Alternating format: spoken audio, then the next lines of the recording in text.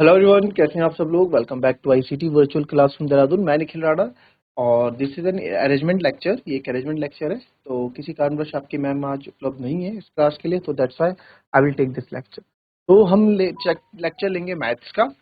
और मैथ्स में हम टॉपिक स्टार्ट करते हैं, और टॉपिक ऐसा लेता हूँ जो आपका प्रीवियस क्लास यानी 10th में भी था और 11th में था। बताओ कौन सा होगा, उसके क्वेश्चन ट्राई करेंगे। बताइए। वो होगा सीक्वेंस एंड सीरीज। ठीक है, तो सीक्वेंस एंड सीरीज से रिलेटेड कुछ क्वेश्चंस करेंगे, इसमें आपका रिवीजन भी हो जाएगा और क्वेश्चंस भी आपको जो डाउट्स होंगे फिर हो जाएंगे।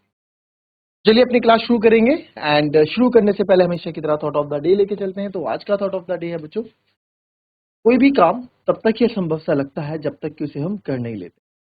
कोई भी काम आपको तब तक ही इम्पॉसिबल सा लगेगा जब तक आप उसे खुद से नहीं कर लेते।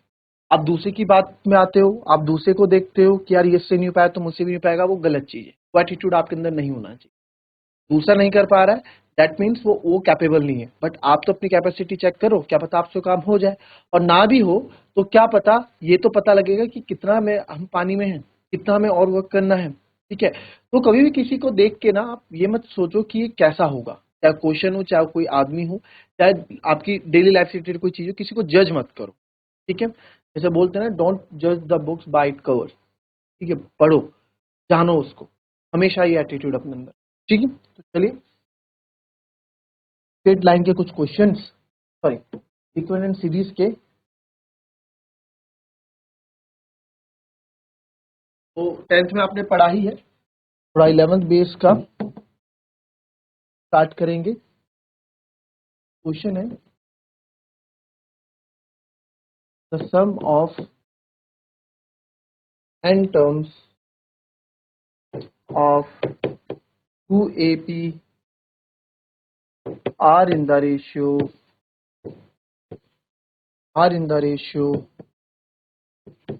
5n plus 4 is to 9n plus 6. Find the ratio of their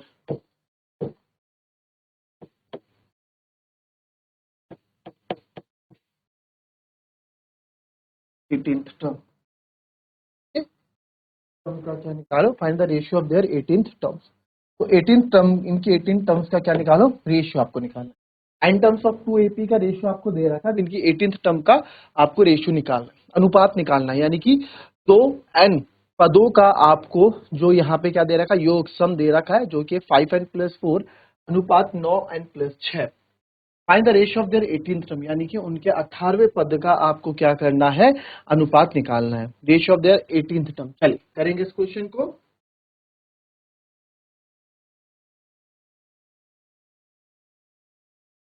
चलिए, अपने आप में बहुत बढ़िया क्वेश्चन है ये, तो आपको दिया तो करेंगे। लेट A1 हुआ किसी से तो बताओ, A2 A3 up to AN B।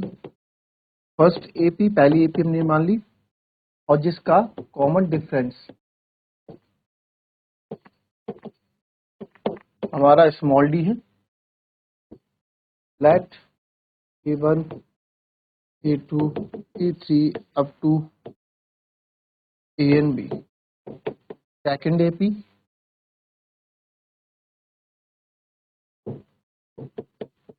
इसका कॉमन डिफरेंस कैपिटल D हमने। तो फर्स्ट टर्म भी तो लेनी पड़ेगी, तो फर्स्ट टर्म यहाँ पे तो दिख ही रहा है, A1 A2 स्मॉल a है, तो फर्स्ट टर्म ये हो जाएगा। चलो बात, तो इनका रेशियो दे रखा है, the sum of first n term of AP upon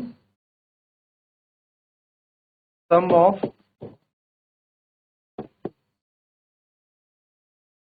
first n terms of second AP। Sum of first n terms of first AP और सेकंड AP कितना दे रखा है sir, 5n plus 4 upon 9n plus 6। 5n plus 4 upon plus, अब इसको जो है का फॉर्मूला क्या होगा, थोड़ा सॉल्व करें इसको।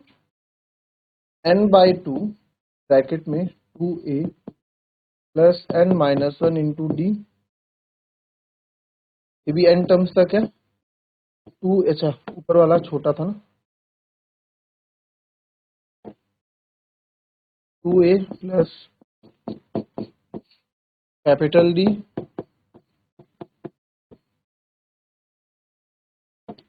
तो आप इसमें देख सकते हैं n/2 से n/2 हमारा, तो यहाँ जो बचेगा हमारे पास 2a plus n-1 upon 2a plus n-1 into equals to 5n plus 4 upon क्या था 9n प्लस, और हमें इनकी 18th टर्म का रेशियो निकालना है। ठीक है, पहली एपी का 18th, दूसरी का एपी का 18th। ठीक है, अब देखो अब क्या हो सकता है यहाँ पे 18th term of first AP और 18th term of second AP का रेशियो निकालना है हमें, है ना, जो हमें निकालना है 18th term of first AP upon 18th term of second AP, ये निकालना है। 18th term of first AP, 18th term of first AP क्या हो जाएगा a प्लस 17d, और ये हो जाएगा a प्लस, इतना पता है आपको कैसे आया ये second equation.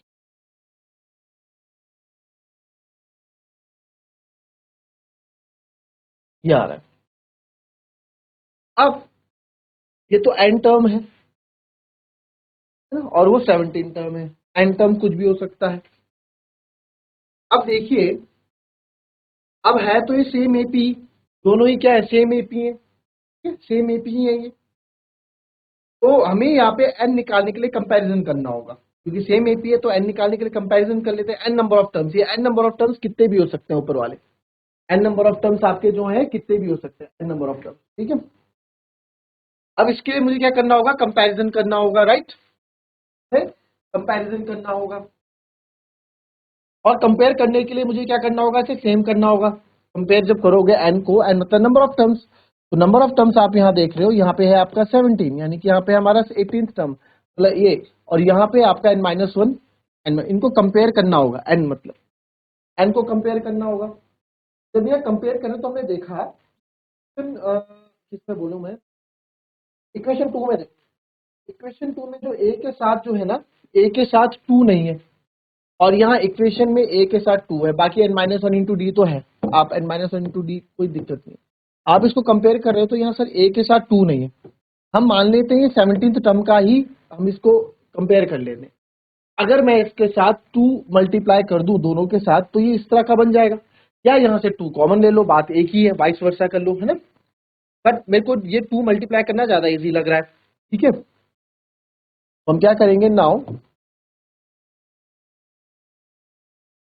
Multiply by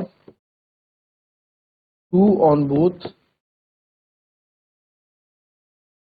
numerator, 2 on both numerator and denominator in equation 2।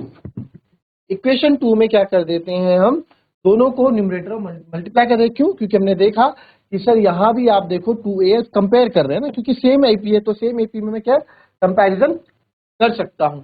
ठीक है, तो सेम एपी में कंपेयर किया, तो इक्वेशन 2 को हमने जब 2 से मल्टीप्लाई किया, कहाँ गया ये, तो यार 2a plus 34d upon 2a plus 34d, कोई दिक्कत, इसे इक्वेशन 3 मान लो आप। नाउ अब कंपेयर अलग अलग हो गया, नाउ कंपेयर इक्वेशन 1 और इक्वेशन 3 को आप कंपेयर करो,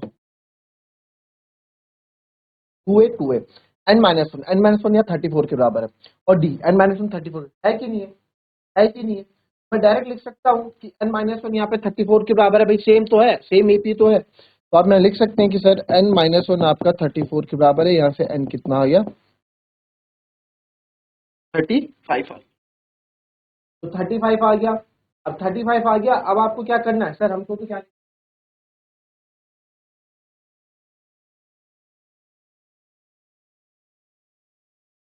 का रेशियो, तो 18th टर्म के रेशियो के लिए आपको a प्लस एक d भी चाहिए। तो इस d कहां से आएगा, n कहां पे है, यहाँ पे, और d कहां से आएगा, यहीं से आएगा। तो इस n को इक्वेशन 1 में डाल दो।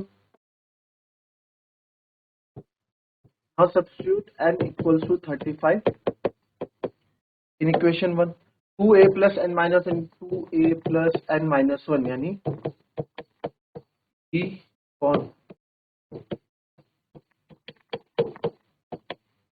अब यहाँ पे एक अननोन वैल्यू तो हमारी 5n प्लस 4 ये भी है, 9n प्लस 6 था ना, हाँ ए भी है। अब कैसे होगा सर, सोचो।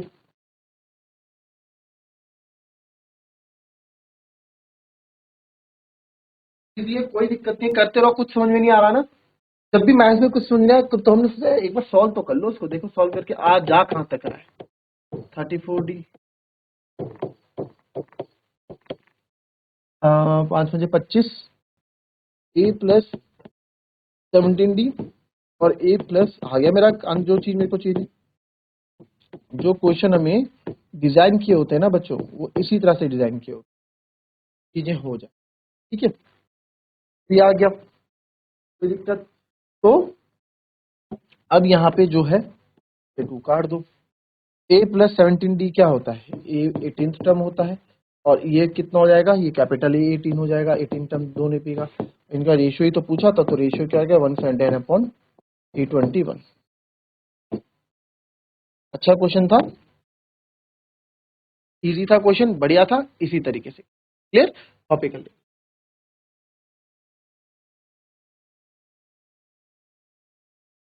चलिए next question.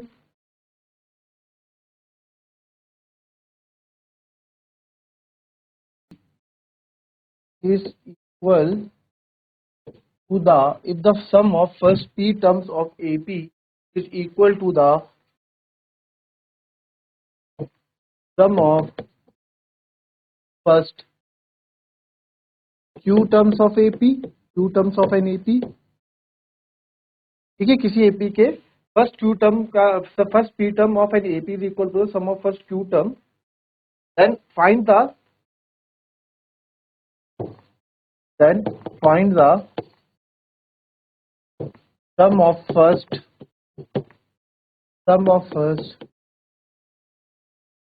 p plus q terms, sum of first p plus q। चलिए, sum of first P terms of an AP, किसी एपी के सम ऑफ फर्स्ट पी, पहले के पी टर्म्स ऑफ एपी का is equal to the sum of first Q terms of an AP, यानी कि पहले के 5 ही फिर पहले के क्यू, इन दोनों इनका सम आपस में इक्वल है। तो बताओ इनका पी प्लस क्यू के टर्म्स का आपस में सम करेंगे तो क्या होगा। क्वेश्चन के अकॉर्डिंग जैसे जैसे क्वेश्चन कह रहा है वैसे वैसे करते जाओ, आंसर आ जाएगा। करो एक बार, sum of first P term is equal to sum of Q term, ये क्वेश्चन बोल रहा है, ठीक है।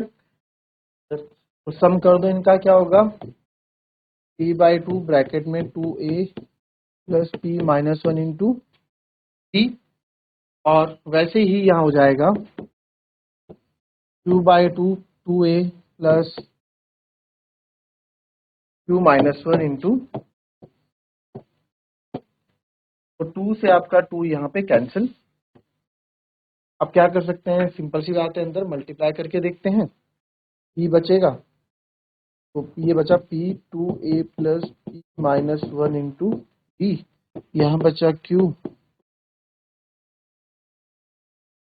p की मल्टीप्लाई करेंगे 2ap। अब आप इसको पी स्क्वायर डी लिख दो direct, P D minus P D, ठीक है। मैंने बाहर वाले इन दो को मल्टीप्लाई कर दिया पहले, P D minus D, P D को पी स्क्वायर डी माइनस, दिक्कत सेम यहाँ पे 2aq प्लस ये हो जाएगा q square D minus q। कोई दिक्कत इसमें, हमें क्या चाहिए, sum of first p plus q term चाहिए, तो मेरे को यहाँ से d कॉमन डिफरेंस निकालना है। क्या निकालना है, कॉमन डिफरेंस, ठीक है। तो इसमें मैं क्या करता हूँ, तो आपके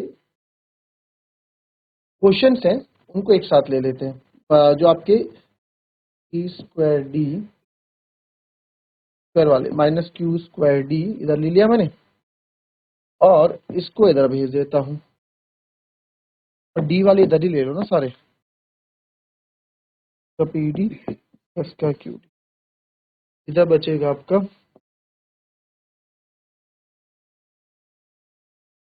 2a2 minus 2,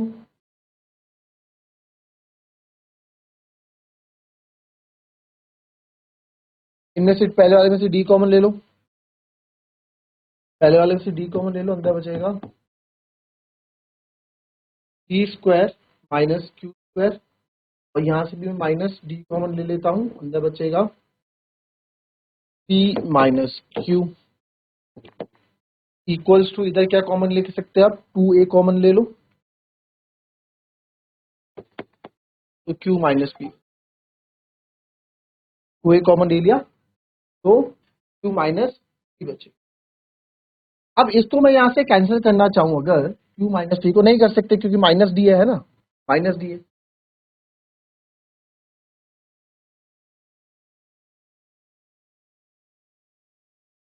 minus D P minus Q equals to 2a q minus P. यहाँ पूरे से D P minus Q common ले लू मैं,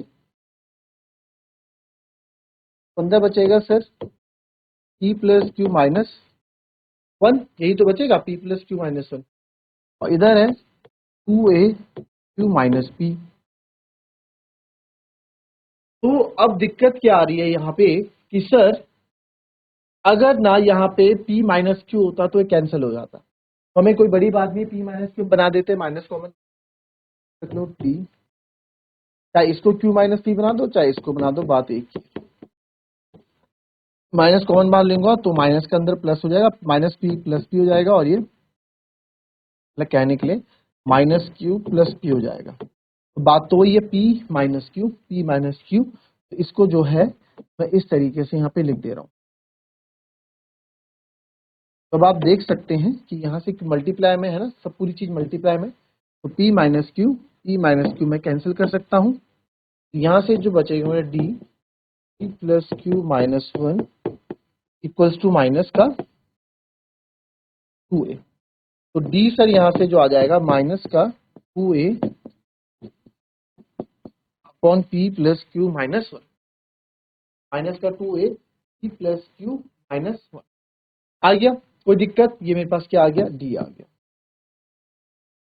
हमें क्या निकालना था, हमें निकालना था sum of first p plus Q, ठीक है जी, p प्लस निकाल लेते हैं, तो डी निकाल दिया, तो अब देखो यहाँ पे sum of first p plus Q तब निकालेंगे तो हो जाएगा n by 2 plus Q by 2, n by 2 bracket में 2a plus p plus Q minus 1 into D, n minus into D होता है। तो अगर आप देखें minus 2a upon p plus Q minus 1, minus 2a upon D की जगह रख सकता हूं मैं,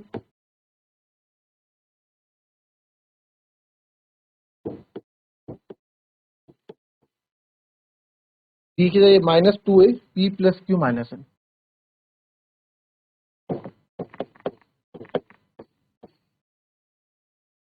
ठीक है, कोई दिक्कत यहाँ पे अभी तक किसी को, कोई परेशानी, डी की वैल्यू क्या की हमने, डी निकाला, डी की वैल्यू सब्स्टिट्यूट कर दी इधर, हम इसमें कर भी क्या सकते थे, हमने सॉल्व किया, ए निकालते, ए निकाल के भी कोशिश करना, ए निकाल के आप घर में कोशिश करना, ए निकाल के भी ये हो जाएगा मे बी, ठीक है, ए निकालोगे तो ए निकाल के, हमने यहाँ डी निकाला ना, हमने यहाँ डी पे फोकस किया, आप ए पे फोकस करते, ठीक है, ए पे फोकस करके देखेंगे जरा अभी, तो यहाँ पे आप देखेंगे कि p plus Q by T 2a, और यहाँ पे देखो आप 2a है, p प्लस क्यू माइनस 1 से p plus Q minus 1 cancel, बचा क्या मेरे पास माइनस का 2, ये पूरा जीरो हो जाएगा, तो sum of p plus Q term, p plus Q by 2 2a minus 2 0, यानी कि क्या आ गया 0, तो sum of first p plus Q term क्या आ गया आपका 0 आ गया। तो इस तरीके से क्वेश्चन, मैं बात कर रहा था डी की, तो अगर हम यहाँ पे ए को फोकस करते सर, अगर आप यहाँ पे, अगर हम यहाँ ए को फोकस करते 2ap 2AQ, पर डी वाली टर्म ज्यादा थी ना, कोई फर्क था नहीं। 2AP और माइनस 2AQ, ए को कॉमन लेते अंदर बचता 2P, 2A को कॉमन लेते अगर हम ना, 2A तो हम वैसे भी कॉमन ले ही रहे थे, 2A तो हमने वैसे भी कॉमन लिया ही ना यहाँ पे, 2A भी हमने कॉमन लिया, कोई दिक्कत नहीं। बट ए की वैल्यू हमें यहाँ मिल नहीं रही थी। ए की वैल्यू अगर आप देखो तो ए की value minus D P plus Q minus 1/2 मिलेगी ना, तो उसको आप सब्स्टिट्यूट करोगे तो दिक्कत हो जाएगा। ए तो आप क्या होगा, ए जो है आपका आ जाएगा यहाँ पे P plus Q minus 1 into D upon minus का 2। तो इसको रखने से अच्छा है आप इसमें ही रहो, ए को अगर आप रखोगे भी तो 2 P plus Q minus 1 upon minus 2 था, तो अपॉन माइनस 2 तो माइनस लगा, plus Q minus 1 into D भी तो है अपॉन माइनस 2, n/2 तो होता है, इसका n/2 तो था ही इसके बाहर, p plus Q by 2 n/2 2a plus n minus 1 into D, तो ये 2a हो गया प्लस, अभी a ही हुआ प्लस 1 इंटू डी। तो अगर आप यहाँ देखें 2 यहाँ पे कैंसिल हो सकता है, ठीक है, तो p प्लस 2/2 फिर माइनस का p माइनस का q, क्योंकि माइनस ऊपर आएगा, माइनस माइनस प्लस 1, ठीक है, ये हो जाएगा, और साथ सबके साथ d भी आएगा, सबके साथ d भी आएगा, d मल्टीप्लाई करोगे ना, माइनस का pd माइनस का qd